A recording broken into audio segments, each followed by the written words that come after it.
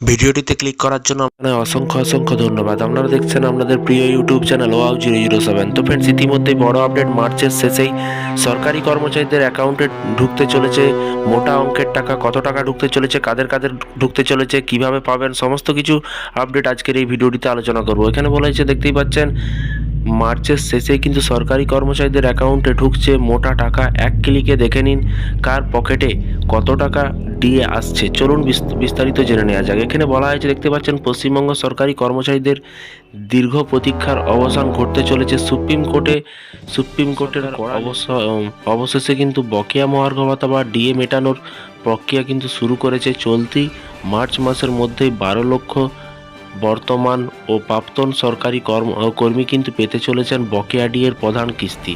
প্রথম কিস্তি পেতে চলেছেন টোটাল কিন্তু 12 লক্ষ সরকার বলছে। এর পাশাপাশি আর কি বলা হয়েছে, দেখতে পাচ্ছেন, বকেয়া ডিএর খতিয়ান কত। নবান্নের অর্থ দপ্তরের সাম্প্রতিক নির্দেশিকা, দেখতেই পাচ্ছেন, নির্দেশিকা অনুযায়ী মেমো নম্বর দেখতে পাচ্ছেন 996 FP2 অনুযায়ী কিন্তু 2016 সাল থেকে 2019 সালের বকেয়া যে ডিএ দুটি কিস্তিতে মেটানো হবে। প্রথম কিস্তি মিলবে কিন্তু 31শে মার্চ। তো ডেটটা আপনারা দেখতেই পাচ্ছেন, সবাই বলছে কিন্তু 31শে মার্চ ডিএটা কিন্তু পাবে 2026-এর মধ্যে, এবং দ্বিতীয় কিস্তি দেওয়া হবে সেপ্টেম্বর মাসে, ঠিক সেই সময়, পুজোর সময়।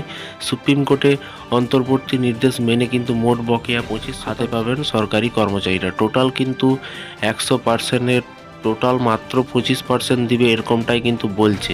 কার বেতনে কত যোগ হবে, বকেয়া টাকার পরিমাণ তৎকালীন মূল বেতন, মানে যেমন বেসিক পে, সেই বেসিক পের উপরে কিন্তু নির্ভর করছে। সম্ভাব্য হিসাবটি নিচে কিন্তু দেয়া হলো। এখানে নিচে দেখুন, হিসাবটিও দেয়া আছে। মূল বেতন 7,000 টাকা হলে 2026-19 পর্যন্ত পড়বে, সে কিন্তু 1,49,000 টাকা। এর মধ্যে তার 74,700 টাকা কিন্তু পাবে।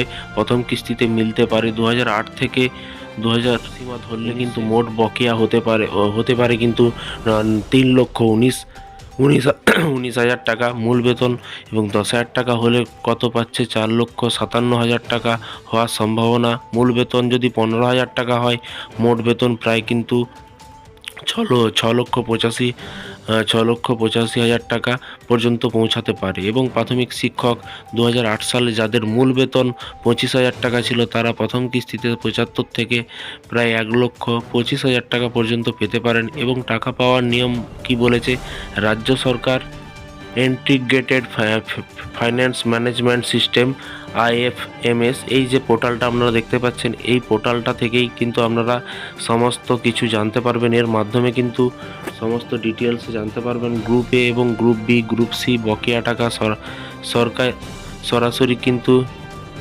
জেনারেল প্রভিডেন্ট ফান্ড GPF অ্যাকাউন্টে জমা হবে।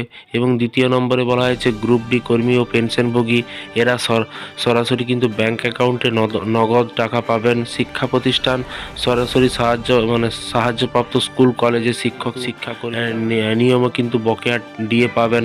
আর্থিক সংকটের কারণ দেখিয়ে রাজ্য সরকার সুপ্রিম কোর্টে সময় চাইলেও কিন্তু আদালতে অনড় অবস্থার শেষ পর্যন্ত কিন্তু জয় হলো সরকারি কর্মচারীদের। মার্চ মাস শেষ হওয়ার আগেই কিন্তু রাজ্যের কয়েক লক্ষ পরিবারের খুশি হতে চলেছে, বা সরকারি কর্মচারীরা খুশি পেতে চলেছে। তো ফ্রেন্ডস, বিষয়টি বুঝতে পারছেন, এই ছিল আজকে একটি ছোট্ট আপডেট। এই ধরনের প্রতিদিন সরকারি কর্মচারীদের লেটেস্ট আপডেট পেতে অবশ্যই চ্যানেলটিকে সাবস্ক্রাইব করে পাশে থাকা বেল আইকনটিতে প্রেস করে রাখুন পরবর্তী নতুন আপডেট পাওয়ার জন্য। ভালো থাকবেন, সুস্থ থাকবেন এবং নিজের খেয়াল রাখবেন। Thank you.